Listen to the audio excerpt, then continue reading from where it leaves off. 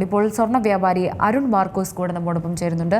ശ്രീ അരുൺ, വീണ്ടും സർവകാല റെക്കോർഡിലേക്ക് സ്വർണ്ണവില എത്തിയിരിക്കുകയാണ്. ഇന്ന് പവൻ ഒറ്റയടിക്ക് വർദ്ധിച്ചിരിക്കുന്നത് 640 രൂപയാണ്. അപ്പോൾ പലപ്പോഴും ഈ സ്വർണ്ണവില ഇങ്ങനെ വർദ്ധിക്കുമ്പോഴൊക്കെ തന്നെ സാധാരണക്കാർ പറയുന്ന ഒരു കാര്യമാണ്, അതായത് സ്വർണ്ണ വ്യാപാരികൾക്കൊക്കെ തന്നെയും സ്വർണ്ണവില കൂടുന്നത് ഒരു ആശ്വാസം തന്നെയാണ്, അവർക്ക് വളരെ സന്തോഷമാണ്. പക്ഷേ കാര്യങ്ങൾ അങ്ങനെയല്ല എന്ന് നമുക്കറിയാം. വ്യാപാരം നടക്കുന്നത് സംബന്ധിച്ചിടത്തോളം ഒക്കെ തന്നെയും അതിലാണ് വ്യാപാരിയുടെ ലാഭവും നഷ്ടവും ഒക്കെ ഇരിക്കുന്നത്. ഈ ഒരു സമയത്ത് വ്യാപാരം എങ്ങനെയാണ് മുന്നോട്ട് പോകുന്നത്? ഇന്നിപ്പോ ഉണ്ടായ വിലവർദ്ധനം എന്ന് പറഞ്ഞാൽ US ഫെഡറൽ റിസർവിന്റെ പലിശ നിരക്ക് കുറയ്ക്കണം എന്നുള്ള ഒരു സൂചന പ്രസിഡന്റ് ട്രംപ് ആവശ്യപ്പെട്ടിരിക്കുകയാണ്. 6% ഫെഡറൽ റിസർവിന്റെ പലിശ നിരക്ക് കുറയ്ക്കണമെന്ന്. അതിനെ തുടർന്നാണ് ഇന്നിപ്പോ ഗ്രാമിന് 80 രൂപയും പവന് 640 രൂപയും വർദ്ധിച്ചിരിക്കുന്നത്. ഇപ്പൊ നിലവില് സ്വർണ്ണവില മാത്രം 82,080 രൂപയാണ്. പക്ഷേ പണിക്കൂലിയും GST അടക്കം 93,000-ലും അധികം രൂപയിലേക്ക് സ്വർണ്ണവില എത്തിയിരിക്കുന്നു.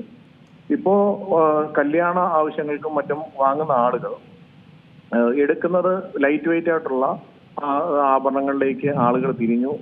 വെയിറ്റുള്ള ആഭരണങ്ങൾ മേടിക്കുന്ന സാമ്പത്തികമായിട്ടുള്ള ഒരു ബുദ്ധിമുട്ട് അവർ നേരിടുന്നുണ്ട്.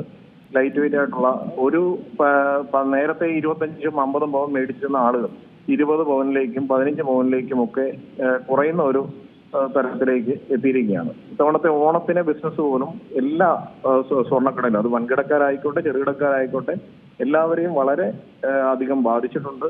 അതിന്റെ പ്രധാന പ്രശ്നം, വെല്ലുവിളി ഈ ഒരു സ്വർണ്ണ വിലയാണ്.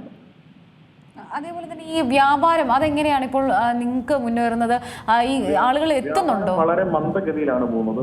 വാങ്ങാൻ വരുന്ന ആളുകളെക്കാൾ കൂടുതൽ ഇപ്പോൾ വിൽപ്പനക്കാരുടെ ഒരു തിരക്കാണ് കാണുന്നത്. കാരണം ഇത്രയും അധികം ഒരു വിലയുള്ളത് കൊണ്ട് സ്ഥലം വാങ്ങാനായിട്ടുള്ള ആളുകൾ, അല്ലെങ്കിൽ വേറെ എന്തെങ്കിലുമൊക്കെ പണത്തിന് ആവശ്യമുള്ള ആളുകളൊക്കെ തന്നെ കയ്യിലിരിക്കുന്ന സ്വർണം വിപണിയിലേക്ക് വിറ്റഴിക്കുന്ന ഒരു തിരക്കാണ് ഇപ്പൊ കാണുന്നത്. അതുകൊണ്ട് മേടിക്കാൻ വരുന്ന ആളുകൾ തുലവും കുറവാണ്. സാധാരണ ഈ സമയത്ത് ഒക്കെ ഉള്ള തിരക്കിനേക്കാൾ അപേക്ഷിച്ച് പകുതിയിൽ താഴേക്ക് ബിസിനസ് കുറഞ്ഞിരിക്കുകയാണ്. അതേപോലെ തന്നെ ഈ ലൈറ്റ് വെയിറ്റ് ആഭരണങ്ങൾ, അതിന്റെ ഒരു ഡിമാൻഡ് ഇപ്പോഴെങ്ങനെയാണ്? ലൈറ്റ് വെയിറ്റ് ആഭരണങ്ങൾ ഏറ്റവും ആളുകൾ അന്വേഷിച്ച് വരുന്നത് 2 ഗ്രാമിന്റെ മാനങ്ങളുണ്ടോ. ഇപ്പോൾ ഒരു കുട്ടിയുടെ 28 അല്ലെങ്കിൽ അങ്ങനത്തെ ചടങ്ങുകൾക്ക് ആളുകൾ അന്വേഷിച്ച് വരുന്നത് 2 ഗ്രാമിന്റെ അരിഞ്ഞാണം ലഭിക്കുമോ, അല്ലെങ്കിൽ 2 ഗ്രാമിന്റെ കാൽത്തള മൊത്തം കൂടി ഒരു പവനിൽ താഴെ ലഭിക്കുമോ എന്നുള്ള ഒരു തരത്തിലേക്ക് അന്വേഷിക്കുന്ന സാധാരണക്കാരും ഇടത്തരക്കാരും ആ ഒരു തരത്തിലേക്ക് മാറി ചിന്തിക്കുന്ന ഒരു കാലഘട്ടത്തിലേക്ക് എത്തിയിരിക്കുകയാണ്. അത് മാത്രമല്ല, ഇപ്പോൾ ഒരു ഹൈ ക്ലാസ് ആളുകളാണെങ്കിൽ തന്നെ കല്യാണത്തിന് ഒരു സെറ്റ് ഇട്ടാൽ തന്നെ അതിനുശേഷം ഒരു തീരെ ലൈറ്റ് വെയിറ്റ് ആയിട്ടുള്ള ഒരു മാലയും അതിൽ ഒരു ചെറിയ ലോക്കറ്റും അണിയുന്ന തരത്തിലേക്ക് യുവതലമുറ മാറിയിരിക്കുന്നു.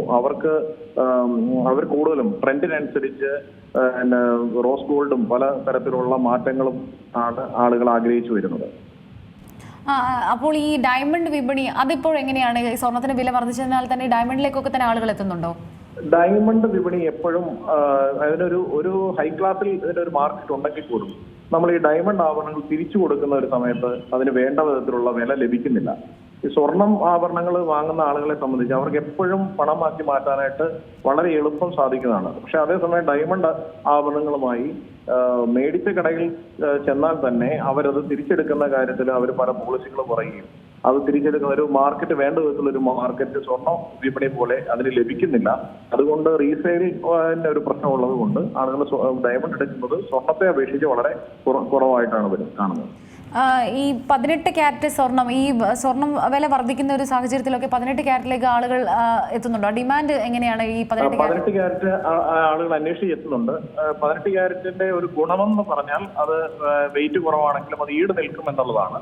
പക്ഷെ അതിനകത്തും ഈ പ്രശ്നങ്ങളുണ്ട്. അത് വിൽപ്പന ഒരു ആവശ്യം മുന്നിൽ കണ്ടുകൊണ്ട്, അല്ലെങ്കിൽ അവരൊരു സമ്പാദ്യം എന്ന നിലയിലേക്ക് ആണ് അവർ ഉദ്ദേശിക്കുന്നെങ്കിൽ 18 ക്യാരറ്റ് വാങ്ങിയാൽ അത് പിന്നീട് കൊടുക്കാൻ ചെല്ലുമ്പോഴത്തേക്ക് ഉണ്ടാകുന്ന വിലയിലുള്ള ഒരു നഷ്ടം ഒക്കെ പ്രശ്നങ്ങളുണ്ട്. 18 ക്യാരറ്റിനും പണിക്കൂലിയൊക്കെ അടക്കം നല്ല തുക തന്നെ അത് വാങ്ങുമ്പോൾ നൽകേണ്ടതായിട്ട് വരുന്നുണ്ട്. ഈ സ്വർണ്ണ വ്യാപാരികളെയൊക്കെ സംബന്ധിച്ചിടത്തോളം ഈ വിറ്റുവരവ് നടക്കാതെ അവർക്കൊരു ലാഭമോ കാര്യങ്ങളോ അങ്ങനെയൊന്നുമില്ല. ഇപ്പോൾ പല കടകളും ഒക്കെ തന്നെ നമ്മൾ ഈ വ്യാപാരി അസോസിയേഷനൊക്കെ ആയിട്ട് ബന്ധപ്പെടുമ്പോൾ പറയുന്നത് പല കടകളും അടച്ചുപൂട്ടേണ്ട സ്ഥിതിയിലേക്കൊക്കെ തന്നെ കാര്യങ്ങൾ കടന്നിട്ടുണ്ടെന്നാണ്. അപ്പോൾ നിങ്ങളെയൊക്കെ സംബന്ധിച്ചിടത്തോളം ഒക്കെ ഈ ഒരുപാട് സ്റ്റാഫുണ്ട്. അപ്പോൾ ഇവർക്കുള്ള ശമ്പളം നൽകണം, അതേപോലെ തന്നെ കടയ്ക്ക് റെൻ്റ് ഉണ്ടെങ്കിൽ അത്, അതേപോലെ തന്നെ കറണ്ടിൻ്റെ ചാർജ്, അങ്ങനെ ഒരുപാട് ഫാക്ടർ നിങ്ങൾക്ക് ആയിട്ട് ബന്ധപ്പെട്ടിട്ടുണ്ട്. അതായത് ഒരുപാട് കാര്യങ്ങൾ നിങ്ങൾ നോക്കേണ്ടതായിട്ടുണ്ട്. അപ്പോൾ ഇങ്ങനത്തെ ഒരു സാഹചര്യത്തിൽ വ്യാപാരം കുറഞ്ഞെടുക്കുമ്പോൾ എങ്ങനെയാണ് ഈ കാര്യങ്ങളൊക്കെ മാനേജ് ചെയ്യുന്നത്? വ്യാപാരം വാങ്ങിയും വളരെ അധികം സ്വർണ്ണ വ്യാപാരികളെ ബാധിച്ചിട്ടുണ്ട്. ഞങ്ങളെ പോലുള്ള വ്യാപാരം, ഞാൻ കോട്ടയം മർച്ചന്റ് അസോസിയേഷന്റെ സെക്രട്ടറി കൂടിയാണ്.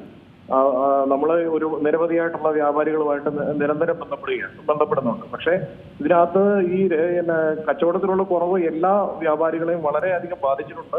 അവര് ദൈനംദിന ചെലവുകൾ നടത്തുന്നതിനൊക്കെ വളരെ കഷ്ടപ്പെടുന്ന ഒരു സമയത്തൂടെ കടന്നു പോകുന്നത്. ചെറുകിടക്കാരായിട്ട് വളരെയധികം ലോൺ എടുത്തും ഒക്കെ നടത്തുന്ന ഒരുപാട് വ്യാപാര സ്ഥാപനങ്ങൾ ഷട്ടറിടേണ്ട ഒരു ഘട്ടത്തിലേക്ക് എത്തിയിരിക്കുന്ന ഒരു സമയം കൂടിയാണ്. നമ്മൾ കാണുമ്പോൾ നമ്മൾ മുൻകാലത്തെ പത്രമാധ്യമങ്ങൾ ശ്രദ്ധിച്ചാൽ മനസ്സിലാവും, എന്നും ഒരു ഓണം ഒക്കെ വരുമ്പോഴത്തേക്ക് ഒരു 10-20 വ്യാപാര സ്ഥാപനങ്ങളിൽ പുതിയതായിട്ട് ആരംഭിക്കുന്ന തരത്തിലുള്ള പരസ്യങ്ങളൊക്കെ നമ്മൾ കാണുന്നതാണ്. ഇത്തവണ ഓണ സമയത്തൊക്കെ നിങ്ങൾ ശ്രദ്ധിച്ചിട്ടുണ്ടെങ്കിൽ മനസ്സിലാവും, അങ്ങനെ ഒരു പുതിയ വലിയ ജ്വല്ലറികളുടെ ഉദ്ഘാടനങ്ങളുടെ ഒരു മാമാങ്കം ഒന്നും കാണുന്നില്ലാത്ത ഒരു തരത്തിലേക്ക് എത്തിയിരിക്കുകയാണ്. ഇപ്പോൾ ഞങ്ങളെ പോലുള്ള ചെറുകിട വ്യാപാരികൾ ഗോൾഡ് പർച്ചേസിങ്ങിന് മുൻതൂക്കം കൊടുത്തുകൊണ്ട് കൂടുതൽ ആളുകൾ വിൽക്കാനായിട്ട് വരുമ്പോൾ ആ ആളുകളെ സൗകര്യം ചെയ്തു കൊടുത്തുകൊണ്ട് ഏത് ജ്വല്ലറിയുടെ ആഭരണങ്ങളാണെങ്കിലും നമ്മളത് ഉയർന്ന വിലയിൽ വാങ്ങി അത് മറിച്ച് നൽകുന്ന തരത്തിലേക്കുള്ള രീതിയിലാണ് ഇപ്പോൾ മുന്നോട്ട് പോകുന്നത്. ആ തരത്തിലാണ് നമ്മൾ ഈ പ്രതിസന്ധിയിലും പിടിച്ചു നിൽക്കുന്നത്. ശരി, വളരെ നന്ദിയുണ്ട് അരുൺ ഈ അവസരത്തിൽ പ്രതികരിച്ചതിന്. ഏറ്റവും പുതിയ വാർത്തകളും വിശേഷങ്ങളും വിരൽ തുമ്പിലറിയാൻ സീ മലയാളം ന്യൂസ് എല്ലാ ഡിജിറ്റൽ പ്ലാറ്റ്ഫോമുകളിലും ലഭ്യം.